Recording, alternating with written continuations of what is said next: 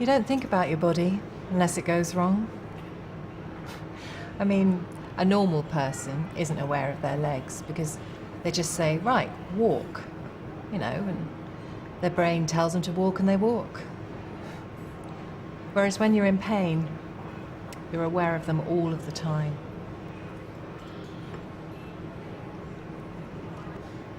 I feel like my body's got an existence all of its own.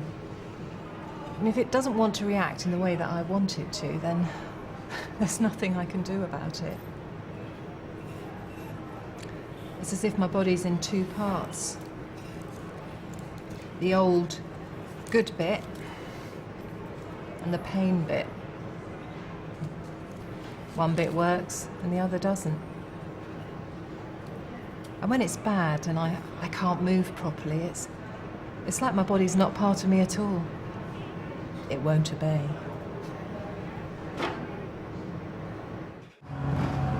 It's like you're not the same person anymore. People think you've changed. People feel different towards you. They treat you differently when they're around you. I think before I got a sore back, I was a lot more cheerful and outgoing. But it's like living with this person who follows you around all the time. You're cursed with her and she gets in the way. She embarrasses me.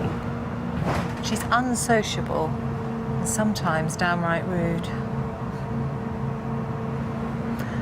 I know it is me. I know it is not some person, but it's not me. That's not me. I'm not like that.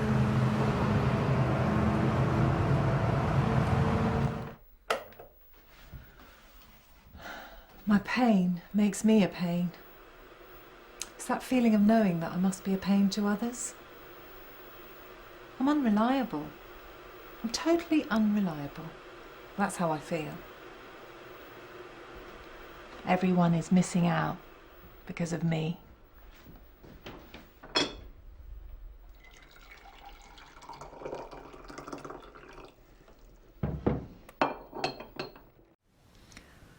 I don't think they know what it's all about. They don't understand me. They don't feel my pain. You feel like you're unimportant and insignificant. Like you're taking up their time. Like their time is more valuable than yours. Listen to me. Listen to what I tell you. They don't listen.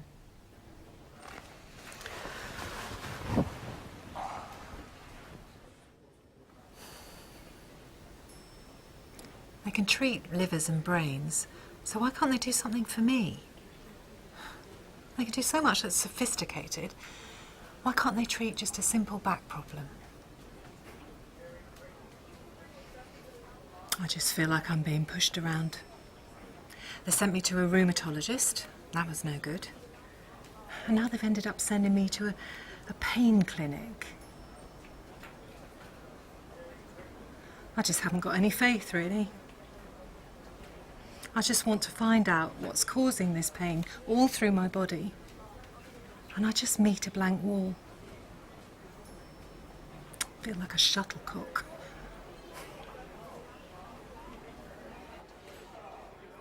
There was a new doctor that I'd never met before. So there I am, talking to yet another doctor. It's the same old story. I've been through the test twice already, only to find myself in the same place I am. Oh, we're sorry. We don't really know what the problem is. It's clearly not in our domain. Let's hope it's in someone else's, eh? Let's say this person has a psychological problem. In other words, let's push it into the realms of psychiatry.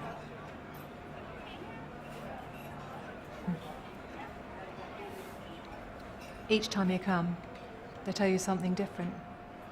I mean, who's to say who's right and who's wrong?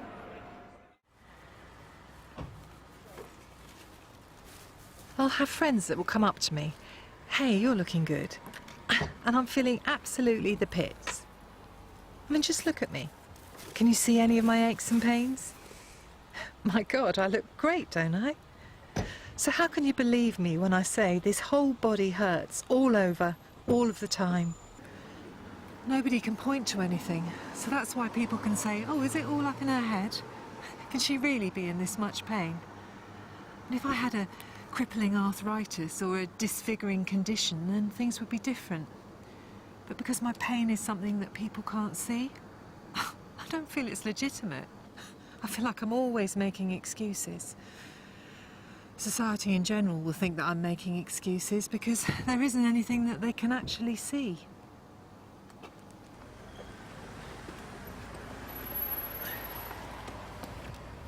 When I had a broken arm, it was wonderful.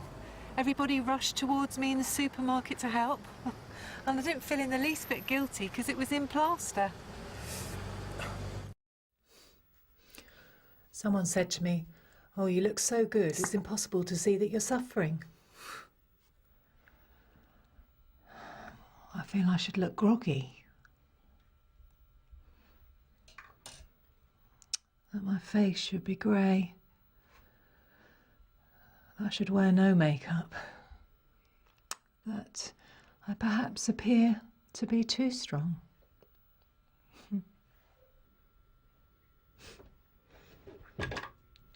When you burst into tears and get upset, people say, oh dear, it's a depression. So you go in with a smiley face and I don't think they believe you then because you look too cheerful. You can't possibly be in pain. I try to keep it to myself.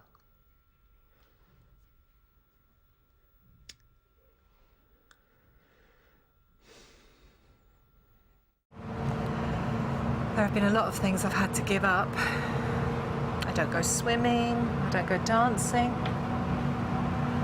I've had to give up a lot of fun things.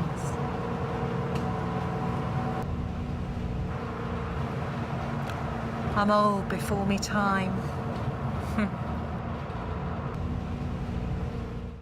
I worked in health insurance for a long time and there were a lot of compensation claims for people with back pain.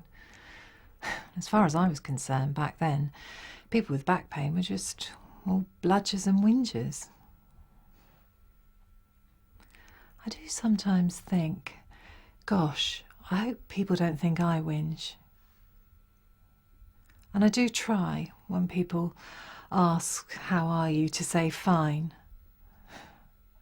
But nobody really wants to know, do they? There was a colleague of mine who had chronic back pain, and you were frightened to ask, how are you? Because you'd always get this long, drawn-out, kind of boring thing. My God, I never want to be like that. But your body speaks to you all the time. You have to learn to interpret the signals, become aware of your limits. Now, I usually pace myself with what I've got to do on a daily basis. I know what I can and what I can't do. Unlike before, when I used to clean the house in a whole day, now I just do a little piece of work each day. And if I've decided to do the cleaning the next day and I don't feel well, then I'll skip it. I think I demanded a lot more of myself before. When I finally did accept that, okay, I was going to have to do things differently, I shifted my energies to the stuff that gives me pleasure. And this has pushed me to take more control of my life. Sometimes it's hard, but try to find ways to do what you want to do. Focus your mind on possibilities. That's what I do. It's easy to talk though, isn't it?